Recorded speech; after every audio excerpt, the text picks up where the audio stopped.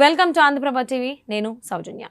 ముఖ్యమంత్రి రేవంత్ రెడ్డిపై BRS working president మాజీ మంత్రి కేటీఆర్ సోషల్ మీడియా ఎక్స్ వేదికగా కామెంట్స్ చేశారు.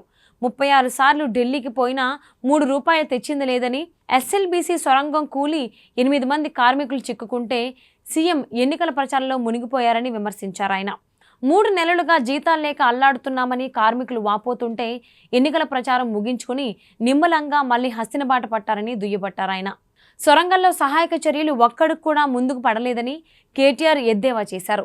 అక్కడ ఆక్సిజన్ లేదని, కన్వేయర్ బెల్ట్ తెగిపోయిందని, ఘటన జరిగి 96 గంటలు దాటినా ఒక్క అడుగు కూడా ముందుకు పడడం లేదని విమర్శించారు. కాళేశ్వరం పర్రెల మీద, శ్రీశైలం అగ్ని ప్రమాదం మీద కారుకూతలు కూసి విషపురాతలు రాసిన మేధావుల నోళ్లు ఎస్ఎల్బీసీ విషయాల్లో మాత్రం నోరెత్తడం లేదని కేటీఆర్ మండిపడ్డారు.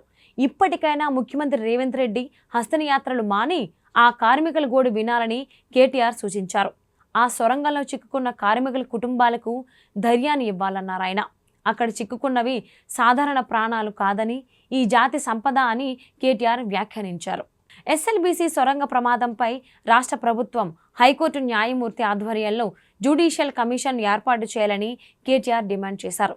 ఒకవైపు సహాయక చర్యలు మరింత వేగవంతంగా కొనసాగిస్తూనే జరిగిన ప్రమాదంపై అందుకు బాధ్యులైన వారిపైన విచారణ చేపట్టాలని ఆయన పేర్కొన్నారు. ఎస్ఎల్బీసీ సొరంగ ప్రమాదం వల్ల ప్రభుత్వానికి 100 కోట్ల నష్టం జరిగిందన్నారు.